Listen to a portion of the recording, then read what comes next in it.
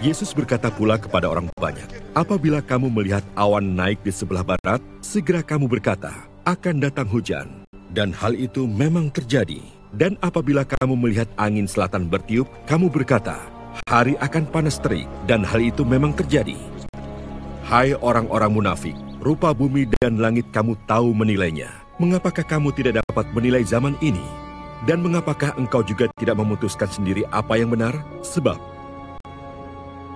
jikalau engkau dengan lawanmu pergi menghadap pemerintah, berusahalah berdamai dengan dia selama di tengah jalan, supaya jangan engkau diseretnya kepada hakim, dan hakim menyerahkan engkau kepada pembantunya, dan pembantu itu melemparkan engkau ke dalam penjara.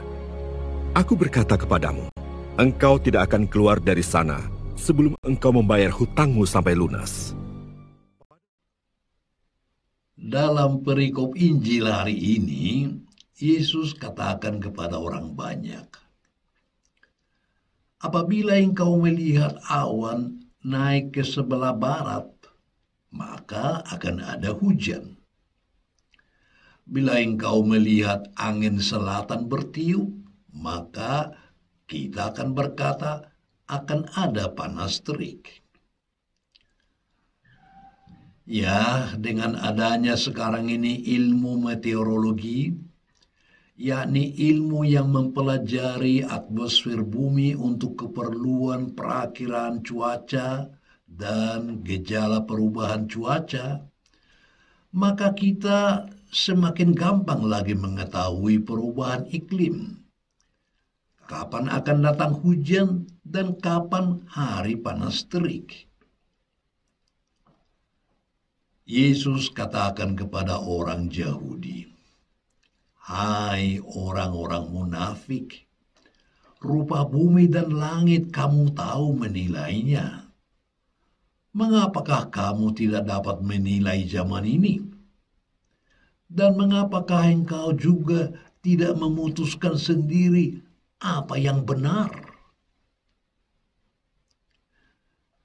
Agar orang membaca tanda dan memutuskan sendiri apa yang benar, Yesus memakai kisah tentang pertikaian dua orang yang ingin mengajukan perkara mereka kepada pemerintah. Yesus menyarankan kepada pihak yang berseteru agar selagi mereka masih di tengah perjalanan menuju kantor pemerintah, hendaknya mereka segera berdamai, sehingga masalah itu tidak sampai pada penuntutan. Pasalnya, kalau tuntutan tiba di meja hakim, hasilnya hanyalah penyesalan atas kesalahan dan kebodohan mereka.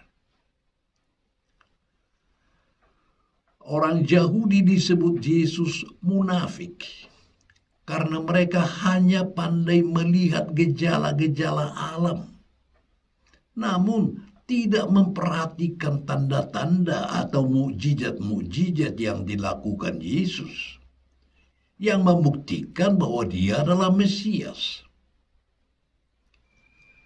Kedatangan Mesias sebenarnya sudah dinubuatkan oleh para nabi, tetapi mereka tidak percaya dan menolak Yesus Kristus sebagai Mesias.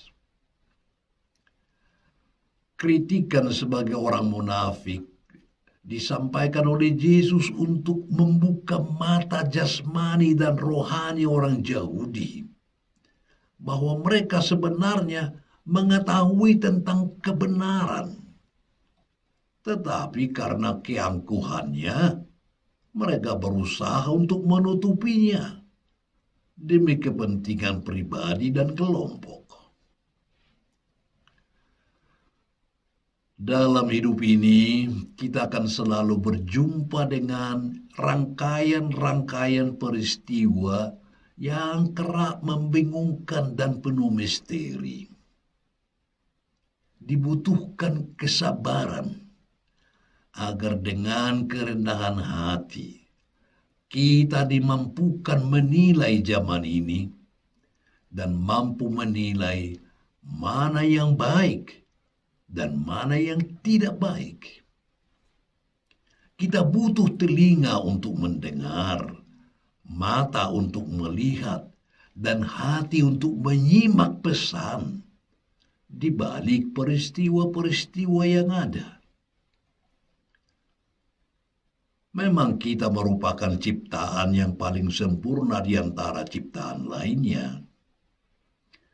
Akal budi dan kehendak bebas merupakan ciri khas yang ada pada kita. Sehingga dengan memiliki akal budi dan kehendak bebas, kita memang mampu berpikir dan pandai membuat suatu kesimpulan. Namun, jangan kita lupa, sepandai apapun kita tidak sanggup mengendalikan segalanya. Hanya Tuhan yang mengendalikan segala sesuatu. Baginya 1000 hari sama dengan hari kemarin. Tuhan hadir dalam segalanya yang terjadi. Tuhan hadir di alam ciptaan. Dan terlebih khusus hadir dalam sesama manusia. Untuk itulah kita harus selalu bersama Tuhan, memohon pimpinannya dalam mengambil keputusan setiap hari. Hanya dengan cara inilah kita menyongsong, memahami, dan mewarnai zaman ini. Bahkan, ini menjadi senjata kita untuk menyambut masa depan yang penuh keagungan.